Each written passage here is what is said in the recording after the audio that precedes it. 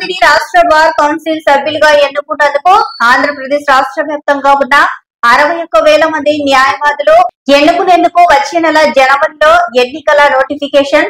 ఈ నెల 21న న్యాయవాదుల సమావేశం జరుపుకునేందుకు ఈ రోజు కర్నూలు నగరంలోని 46వ వార్డ్ నరసింహారెడ్డి నగర్ లో నగరూరు రాఘవేంద్ర మినీ బ్యాంకెట్ పరిశీలించి విలేకరులతో మాట్లాడారు.